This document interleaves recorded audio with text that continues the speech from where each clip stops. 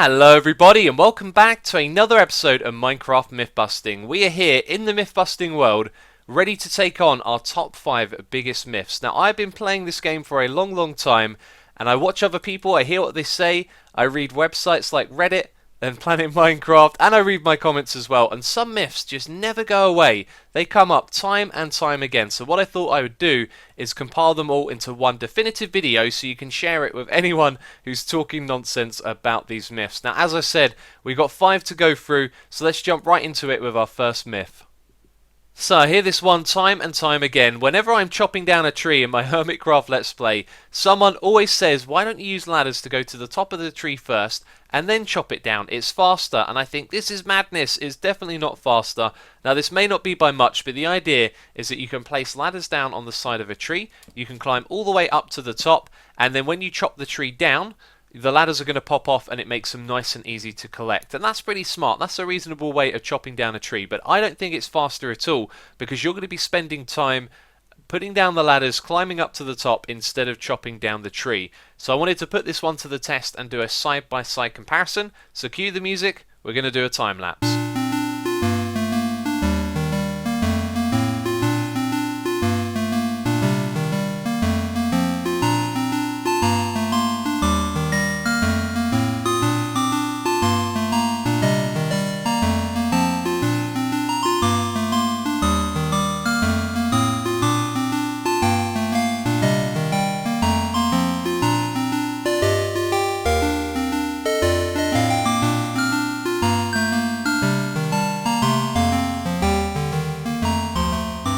So the theory checks out. As you saw in the time lapse, the one on the right hand side where we laddered up first of all was the slowest one to chop down, and so using ladders does not make chopping down trees faster.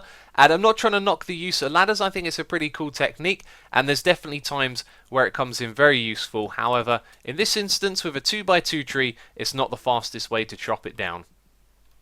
This next myth is one I've heard time and time again, that you can't enchant shears. And this is absolutely true. You can't enchant them at all. But I feel like when I hear about this one, it misses the point every single time, is that you can put enchantments onto shears, but you have to do it using books and on an anvil. So you can put silk touch onto the shears. This means that you can pick up podzol and glass with your shears. You can also put on efficiency as well. You'll be able to mine blocks faster, and you can put unbreaking onto the shears, and that'll decrease the durability or usage of the shears over time.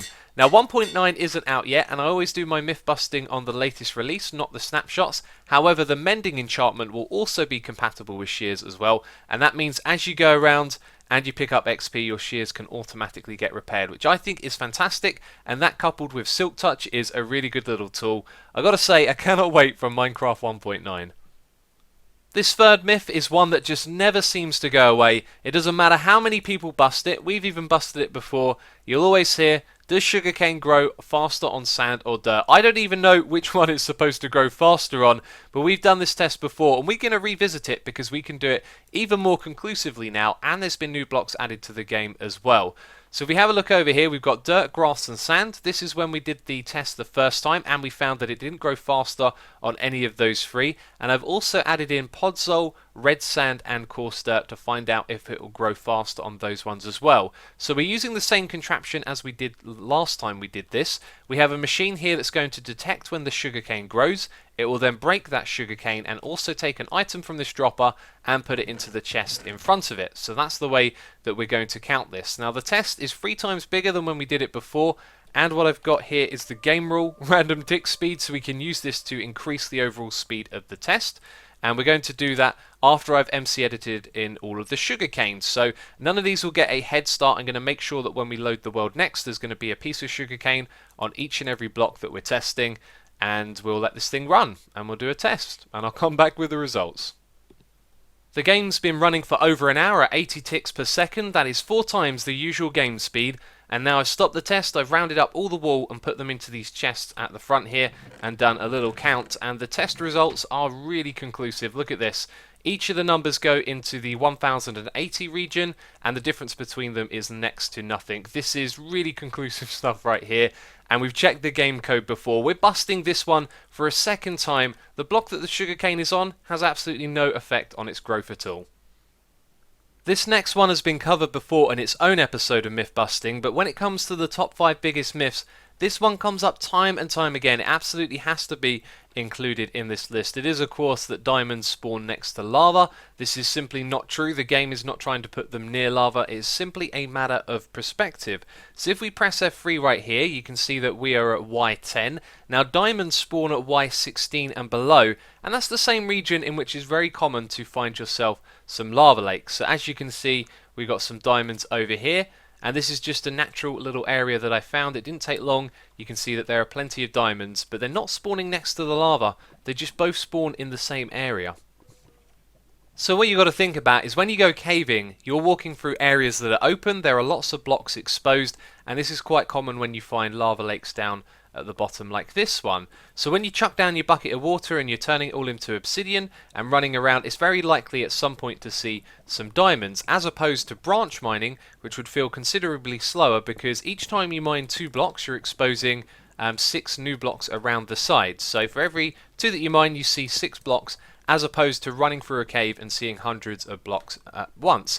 That's why it's a really good idea to hunt for diamonds at lava lakes. If ever you find a network of tunnels like this one, throw down your bucket of water, have a look around, you're quite likely to run into some diamonds, but it doesn't mean that they're actually spawning next to the lava.